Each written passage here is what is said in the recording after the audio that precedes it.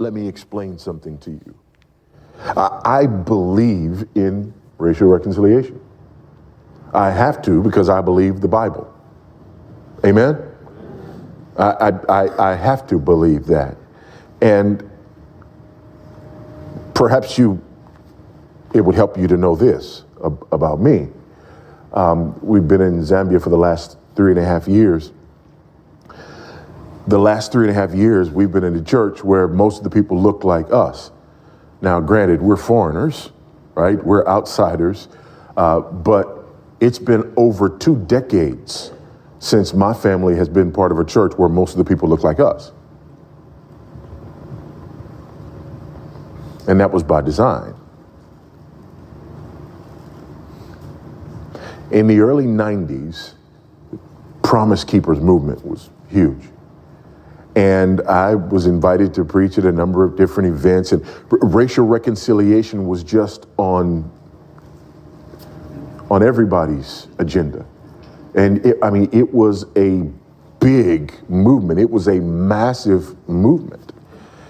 And during that time, in the early to mid 1990s, here I had come to faith in the late 1980s, in 1987. I was a member of a black fraternity. I married a woman who was a graduate of historical black college and university. I was the founder of Black Student Fellowship at Houston Baptist University, and we had been a member of and was preaching at a predominantly black church. It was just black, black, black, black, black. That was my world. And now all this Promise Keeper stuff is happening, and the racial reconciliation conversation is happening. And for me, it brought me to a crossroads. Because I'm looking and listening and meeting a lot of my white brethren who were passionate about racial reconciliation and basically asking, how do we do this? How do we not have our church continue to look like it looks? How do we have our church, which is predominantly white, in a neighborhood that is not predominantly white, begin to reflect the broader community? I'm beginning to be invited into places where you come preach. We want to have this event. We want to reach our community. We want to reach the different ethnic groups in our community. And this is not an indictment of all black churches. This is not an indictment of all black. This is me and my experience. I looked in my circle and I realized that I was not hearing that from my side. I didn't know black pastors who were staying awake at night because their churches were too black, who were on their knees weeping before they went and stood up and preached because most of the faces that they were going to preach to looked just like them. But this is what I was running into from white pastors. Again, I am not saying that it didn't exist. I'm saying that in my experience, I didn't see it. And I was convicted and made a decision in the mid-1990s that my family and I would not continue to go to churches where everybody looked like us. That if I was serious about racial reconciliation, that this is something that we would do. And it was hard. It was hard. Took a position at a predominantly white church. And it was tough.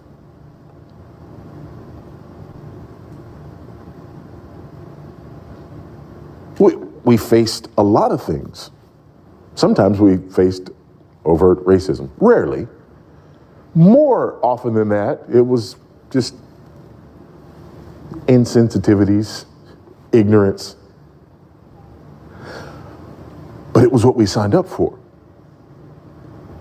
And it was difficult. It was hard for my children because they were too young to really understand what we were doing and why. And it was hard to be the only black kids around.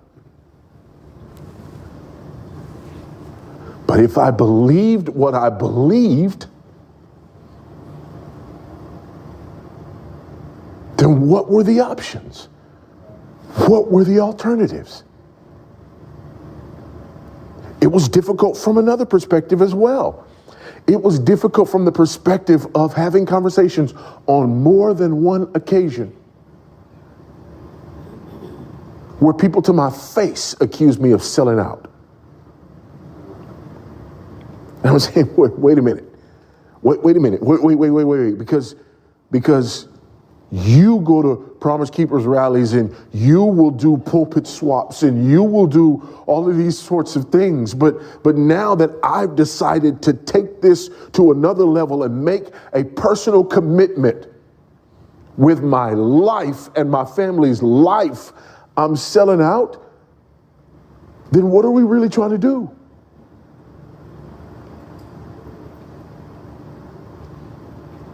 I was accused, and this one was always difficult, of robbing the black church of its best and brightest.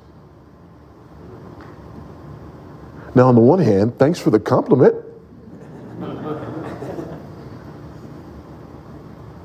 But on the other hand, I mean, what do I do with that? Because part of me is going, what a horrible way to think about the church.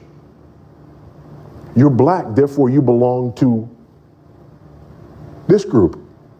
And your gifts and graces and talents and abilities belong to this group. And it's robbery for you to take them and for you to give. But on the other hand, I distinctly remember when I graduated from Southwestern Seminary, receiving a questionnaire from a black PhD student. I forget what school they were at, black PhD student who was doing research for their dissertation and wanted me to fill out this questionnaire because less than 15% of all black ministers in this country, according to their research, had seminary education.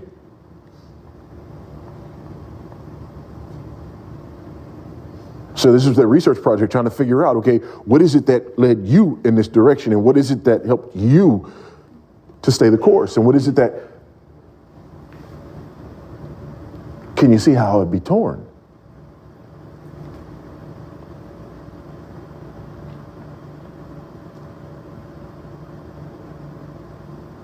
Having conversation with my wife and children when certain things would happen.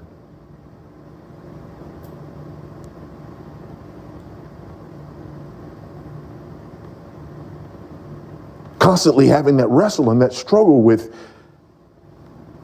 is this tokenism or is it real? And regardless of what it is this the commitment or is it not? And if I do have a problem with the way people understand me or don't understand me, can I simultaneously fault people for not understanding me and then not make myself available so that they can have a relationship with me and learn to understand me? How dare you white people who don't have relationships with black people not understand us? Do you see the dilemma?